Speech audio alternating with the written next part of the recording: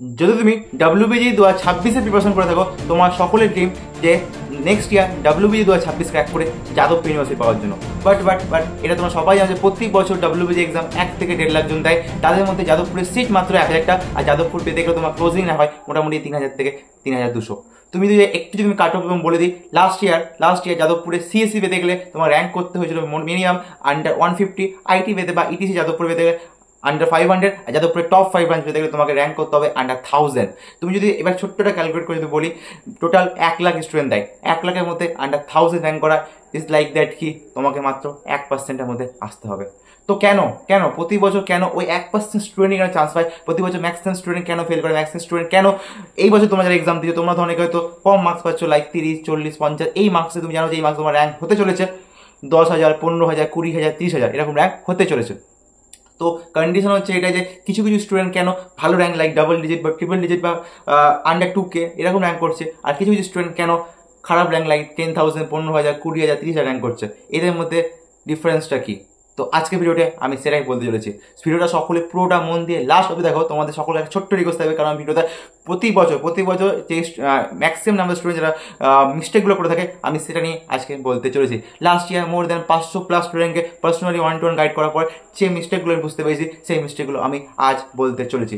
So hello everyone, welcome to our channel Bong study hub. Those who don't know me, my name is Arnav. Currently I am 3rd year student at Jadavpur University pursuing Bachelor of Engineering. ওকে, তো দেখো যে কোনো exam বলো, not only WBG বলো, যেই men's বলো, যেই advance বলো, অথবা নিট যে কোনো এক্সাম বলো, সেই সব ধরনের এক্সামের ক্ষেত্রে আমি যা মনে করছি টোটাল 5টা পয়েন্ট রয়েছে। এই 5টা পয়েন্টের জন্য ম্যাক্সিমাম নাম্বার স্টুডেন্ট কিন্তু এক্সামগুলো ক্র্যাক করতে পারে না।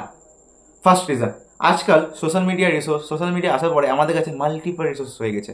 আজকাল তুমি যদি এমন ব্যাপার হচ্ছে, আজকাল তুমি ফিজিক্স একটা চ্যাপ্টার একটা স্যারের কাছে পড়ছো, ধরো বুঝতে পারলে না তুমি কাছে কিন্তু এখনও কিন্তু অনেকগুলো অপশন রয়ে গেছে। আজকাল প্রতিটা মানুষের কাছে অনেকগুলো অপশন রয়েছে, তাই জন্য কি ম্যাক্সিমাম নাম্বার স্টুডেন্ট কিন্তু একটা জায়গায় স্ট্রিক্ট হয়ে না দেখে প্রতিটা 5 জায়গায় পড়াশোনা করা স্টার্ট করে দেয়। তার প্রথম আমাদের রিসোর্স কি, প্রথম রিজন কি যেটা ম্যাক্সিমাম নাম্বার স্টুডেন্ট ক্র্যাক করতে পারে না, প্রথম হচ্ছে মাল্টিপল রিসোর্সেস। সে কি হচ্ছে মাল্টিপল, দাদা আমি কি বই করবো, দাদা WBG এক্সাম বা JEE এক্সাম দাদা কি বই করবো, ম্যাক্সিমাম কি 5-6টা বই করতে শুরু করে দেয়। ম্যাক্সিমাম স্টুডেন্ট কি আজকে এই চ্যানেলে এই ম্যাটেরিয়াল, কালকে ওই চ্যানেলে ওই ম্যাটেরিয়াল এরকম করতে শুরু করে দেয়। ম্যাক্সিমাম স্টুডেন্ট ব্যাচে যেটা পড়ানো হয় সেটাই করে না। তোমাদের মধ্যে বারবার একটা কথা বলছি, একটা রিসোর্স ফলো করো, দেখবে ওটাকে তুমি 10 বার করো, দেখবে তোমার ভালো র্যাঙ্ক আসতে বাধ্য। কিচ্ছু না, তোমাদের ক্লাস করা আছে ঠিকমতো ক্লাসটা ঠিকমতো করো, ক্লাসের পর সবথেকে most important DBP question practice, সেখান থেকে DBP করে কোশ্চেন প্র্যাকটিস করো। থার্ড সবথেকে মোস্ট ইম্পর্টেন্ট DBP কমপ্লিট হয়ে যাওয়ার পর যখন মক টেস্ট নিবন্ধ দাও। আর 4 নম্বর হচ্ছে মোস্ট ইম্পর্টেন্ট PIQ। এই 4টে জিনিস ঠিক মতো করো, দেখবে তোমার এই প্রপার রিসোর্সটা কিন্তু তোমাদের রেডি থাকবে। তো এটাই আমি বলবো যে 4টা-5টা বই না করে একটা রিসোর্সকে ভালো মতো করো, সব থেকে বেস্ট হবে। তাও তুমি যদি বই করতে চাও, পাশাপাশি ম্যাথসের জন্য বলে সিনগেজ করতে পারো, যদি তোমার চান্স থাকে। আমি ড্রপার থেকে রিকমেন্ড করি না, বা যারা 11 রয়েছে তারা ওটা দেখতে পারো। 12-এর বাচ্চা তো করে টাইম থাকে না, তাই আমি বলবো যারা ড্রপার বা যারা 12 পড়ছো, তোমরা প্রথমে কোচিংয়ে যে ম্যাটেরিয়াল সেটাকে ভালো মতো ফলো করো, সেটা যদি কমপ্লিট হয় দেন তুমি বুকসে যেতে পারো। আই সাজেস্ট তুমি কোচিংয়ে যে মডিউল করেছো সেটা তুমি করে নিতে পারো, ওটা আরও বেটার অপশন থাকবে। তো বুকস যদি বলো, একটা আমি সিনগেজ বলবো, ফিজিক্সের জন্য বলবো SG বার্মা অনেকে ফলো করো। তাছাড়া তুমি ফিজিক্সের জন্য DC ওয়ান্ডে বাগা রয়েছে, এগুলো একটা করতে পারো। আর কেমিস্ট্রির জন্য তো ফিজিক্যাল কেমিস্ট্রি জানি মোটামুটি কি বইগুলো রয়েছে, অর্গানিকে MS1 রয়েছে, ফিজিক্যালের জন্য NRC বাগা সবাই রয়েছে। ওকে, এগুলো তোমার মোটামুটি গুগলে সার্চ করে পেয়ে যাবে। বাট আমি বই খুব রেকমেন্ড করবো না, আমি বলবো তোমাদের প্রথমে কোচিংয়ে যারা করাচ্ছে সেটাকে ভালো মতো করো। কোচিংয়ে তোমার যে মোটামুটি 50-60টা কোশ্চেন থাকবে একটা DBPতে, সেই কোশ্চেন করো। তার PIQ মিনিমাম 100 থেকে 150 থাকে, সেগুলো ঠিক মতো করো। তারপর যদি টাইম পাও তাহলে বই করতে পারো, না তো আমি বই রিকমেন্ড করবো না। তো প্রথম হচ্ছে অ্যান্সার হবে মাল্টিপল রিসোর্সেস। ওকে, যেটার জন্য ম্যাক্সিমাম স্টুডেন্ট এক্সাম ফেল করে। সেকেন্ড হচ্ছে time management. Yes time management কিন্তু সবথেকে বেশি ইম্পর্টেন্ট। আমি রিসেন্টলি দিয়েছিলাম আমাদের যে ব্যাচে ক্লাস স্টার্ট হয়ে গেছে, সেখানে অনেকে ক্লাসগুলো করছে, তো ওদের মধ্যে ম্যাক্সিমাম টাইম ম্যানেজমেন্টের প্রবলেম হচ্ছে। লাইক কি, দাদা আমি সারাদিনে 3টা-4টা করে ক্লাস করছি, সারাদিনে আমি 8 ঘন্টা 10 ঘন্টা করে ক্লাসই দেখে গেছি, আমি তো পড়াশোনা করার সেলফ স্টাডি করার টাইম পাচ্ছি না। ইয়েস, এটাই হয়। আচ্ছা, একটা স্কুল গোয়িং স্টুডেন্ট, যারা ক্লাস 12-এর বাচ্চা রয়েছে, তোমাদের মধ্যে কি প্রবলেম থাকে, দাদা আমাদের স্কুল থাকছে, আমার টিউশন থাকছে, আমি কী করে টাইম ম্যানেজ করবো?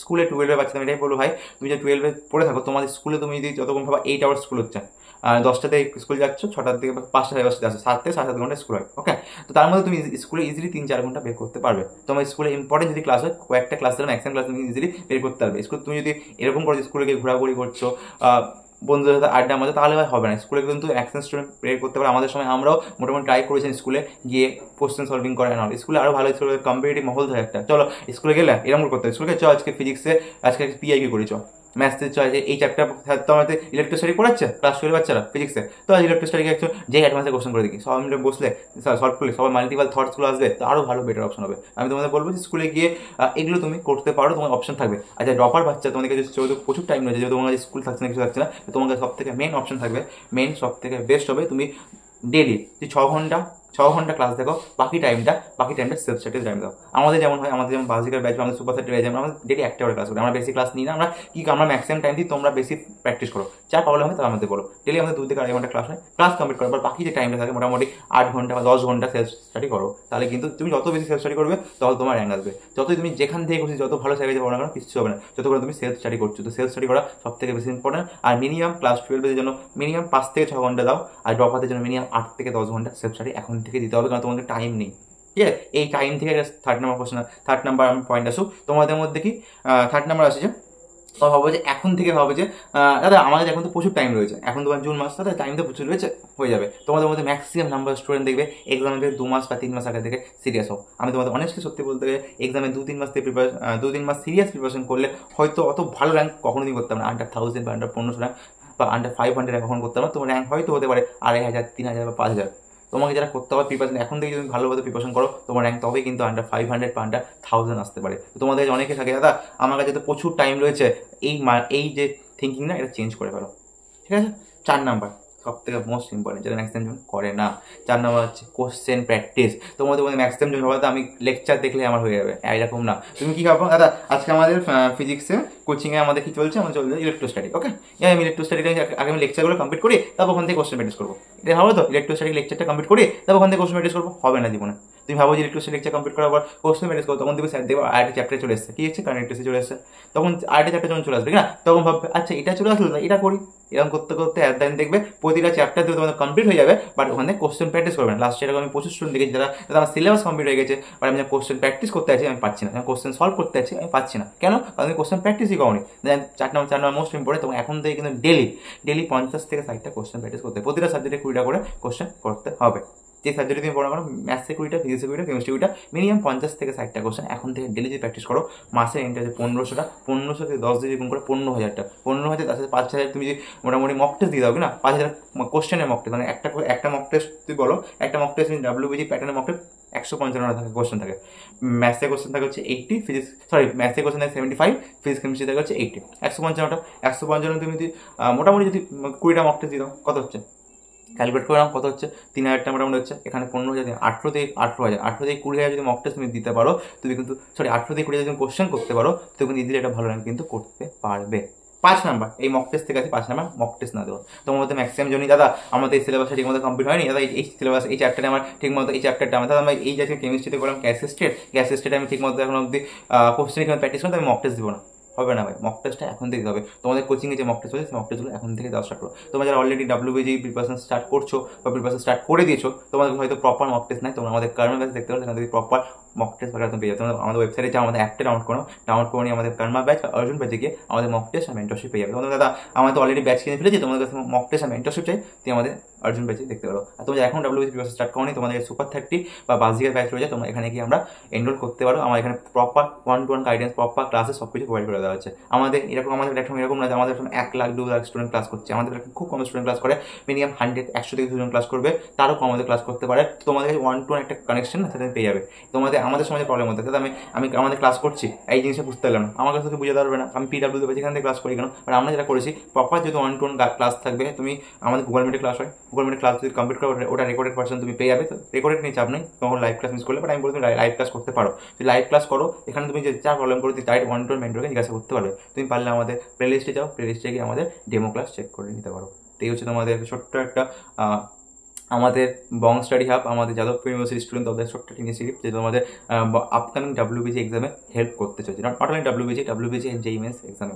আমাদের যারা মেন্টর সবাই যাদবপুর থেকে বিলং করে, সবাই ফিজিক্সে যে দাদা রয়েছে অভিজ্ঞতা যাদবপুরে এমনি যাদবপুর থেকে অলরেডি পাস আউট রয়েছে, ইলেকট্রিক্যাল ডিপার্টমেন্ট থেকে, ম্যাথসি দাদাটা যাদবপুরে, ইনস্ট্রুমেন্টের ডিপার্টমেন্ট থেকে যাদবপুরে থার্ড ইয়ার রয়েছে, আর কেমিস্ট্রি দাদাটা যাদবপুরে সিভিল ডিপার্টমেন্ট থেকে। সবাই মনে যাদবপুরে রয়েছে, অলরেডি ডাব্লিউবিজি এক্সাম ক্র্যাক করেছে। যারা জানে ডাব্লিউবিজি ক্র্যাক করতে কী করতে হবে, তো তোমাদের একটা ভালো সুযোগ যে তুমি এদের থেকে পড়তে পারছো, এদের থেকে প্রপার ক্লাস পেয়ে যাবে, ক্লাসের পর ডিপিপি পেয়ে যাবে, মক টেস্ট পেয়ে যাবে, ওকে, পার্সোনাল মেন্টরশিপ বাগেরা পেয়ে যাবে, সব কিছু পিআইকিউ সলিউশন পেয়ে যাবে। আমরা ডিসেম্বর জানুয়ারির মধ্যে সিলেবাস কমপ্লিট করে ফেলবো, তারপর 2 থেকে 2.5 মাস প্রপার কিন্তু আবার রিভিশন চলবে। তো এই হচ্ছে তোমাদের একটা ছোট্ট একটা ইনফরমেশন দিলাম। তোমরা যা জয়েন করতে যাও, নিচে তো আমাদের মেসেজ হোয়াটসঅ্যাপে নাম্বার পেয়ে যাবে, সেখানে মেসেজ করতে পারো। তাছাড়া আমাদের অ্যাপ ডাউনলোড করে সেখানে আমাদের প্রতিটা ক্লাস তোমরা দেখতে পারো। আমি বলবো তোমার যা প্রবলেম আমাদের নাম্বার আছে, নাম্বার সাপোর্ট টিমকে, আমাদের যে হেল্পলাইন নাম্বার, সেখানে আমি আবার কন্ট্যাক্ট করে নিও, তো তোমার হেল্প করে ফেলবে। ওকে, তো আশা করছি আজকে ভিডিও তুমি বুঝতে পারলে তোমার ম্যাক্সিমাম আমি কেন ডাব্লিউবিজি যে এক্সাম ক্র্যাক করতে পারো না। তুমি যদি মনে করো হ্যাঁ আমি এই প্রবলেমগুলো হচ্ছে, কোশ্চেন প্র্যাকটিস করি না, ঠিকমতো মক টেস্ট দিচ্ছি না, ঠিকমতো টাইম ম্যানেজ করতে পারছি না, প্রপার রিসোর্সেস নেই,